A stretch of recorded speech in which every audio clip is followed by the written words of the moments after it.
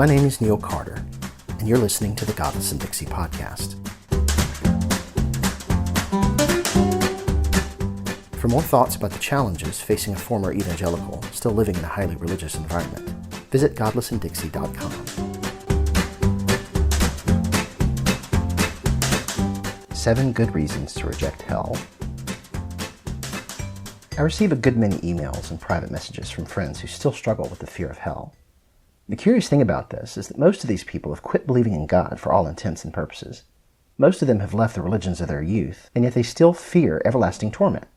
But how is that possible? It makes a lot more sense once you realize that religious beliefs are rooted first in the heart, not in the head.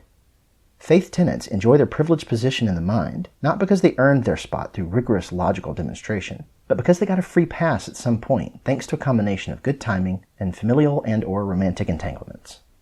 The notion of hell, for example, is absurd on a number of levels, but its absurdity is quickly eclipsed by the blinding light of irrational fear.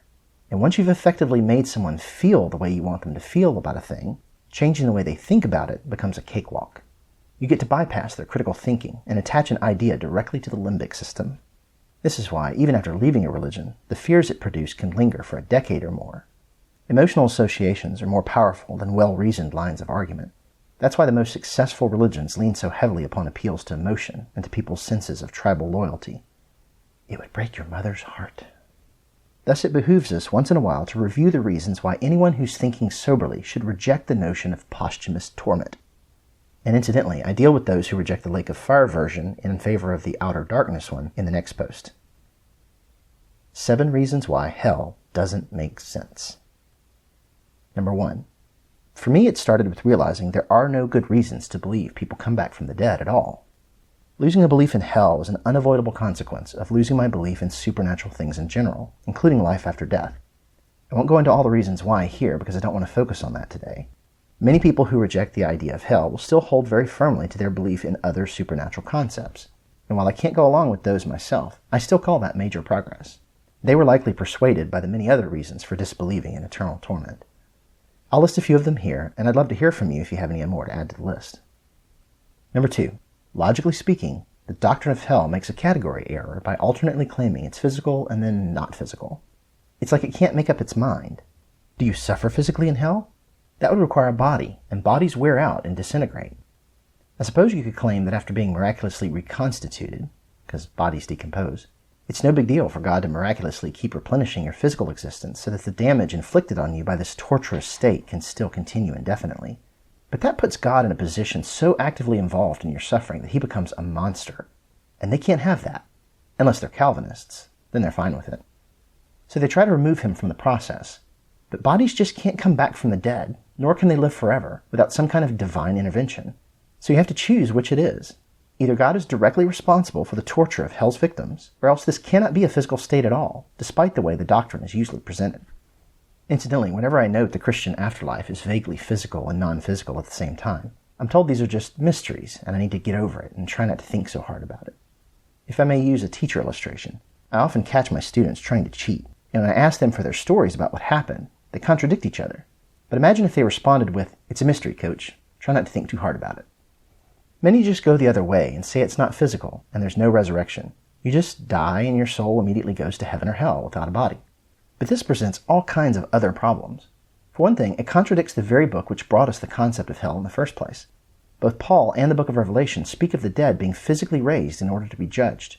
It's super sketchy to get an idea from a book and then completely change key elements of the idea just because aspects of it are objectionable, especially if you then turn around and claim you're following the book.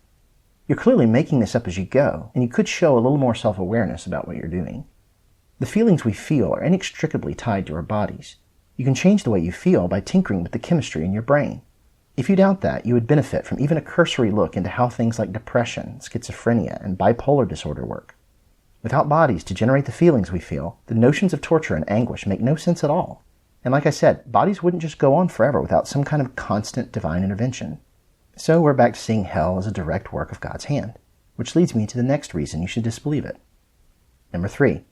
Punishment that has no redemptive or rehabilitative purpose is useless and morally deplorable. As a teacher and as a parent, I know how to recognize punishment that teaches a lesson. I also know how to recognize blind rage and unproductive wrath. I can tell the difference. The former is redemptive in that it leaves its recipient in a better state afterwards because it is corrective. The latter serves no purpose other than to make the angry authority figure feel better. Which category do you think hell would fall under? Do the people who go there get a chance to learn from their punishment? What kind of person punishes people for things they're no longer in a position to change?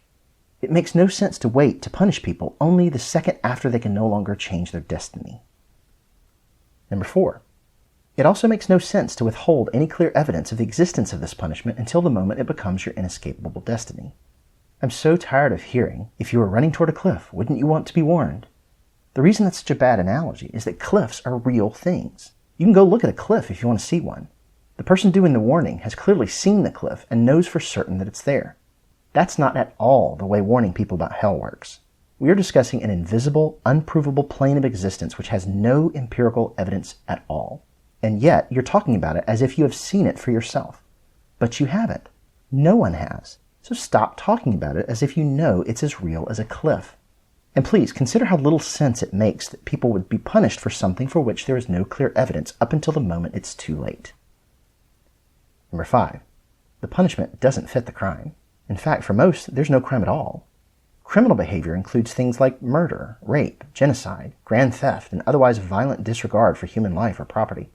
Most people don't engage in criminal behavior, and when we catch the ones who do, we still don't torture them. What kind of a sick solution is that? Even the most atrocious of crimes results in a death penalty, but that's over within minutes.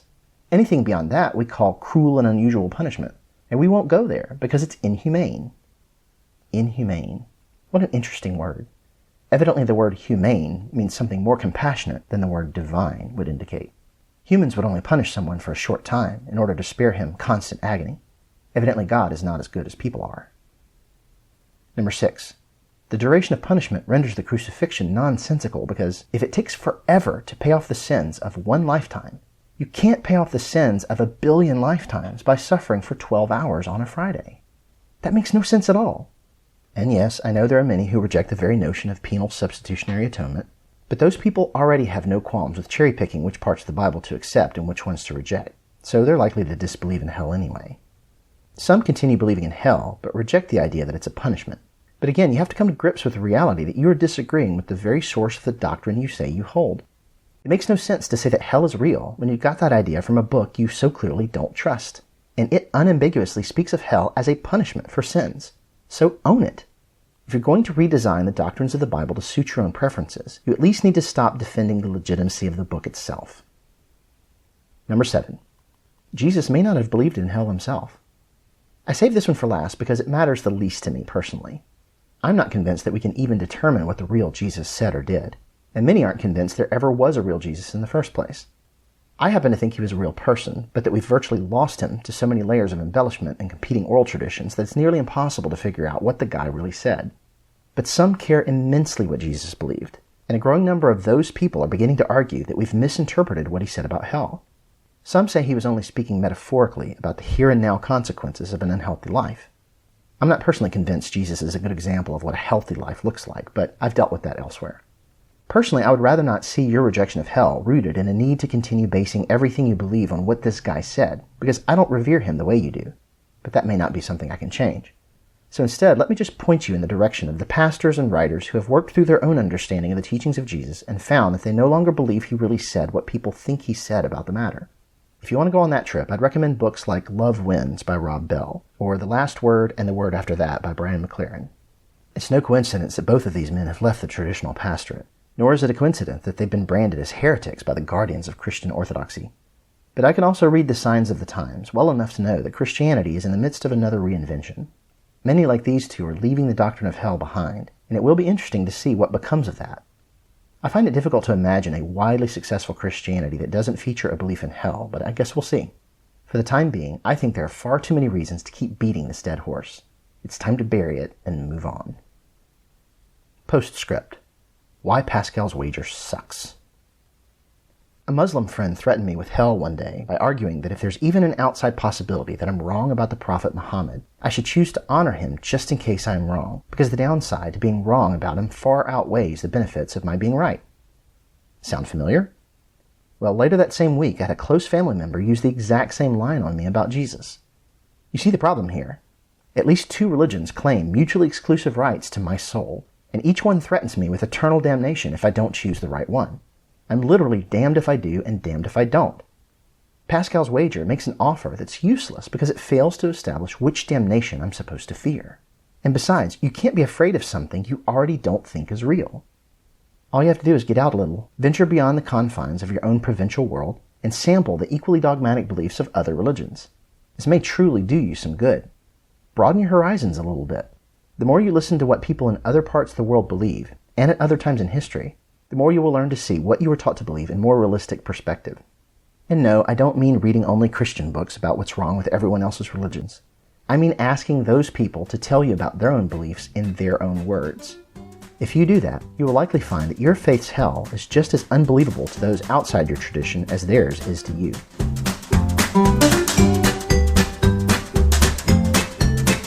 Thanks for tuning in to the Godless and Dixie podcast. Be sure to subscribe, and while you're at it, check out the blog itself at godlessanddixie.com. If you're helped by what you've heard and would like to help me keep doing what I'm doing, you can become a sponsor through visiting patreon.com/godlessanddixie.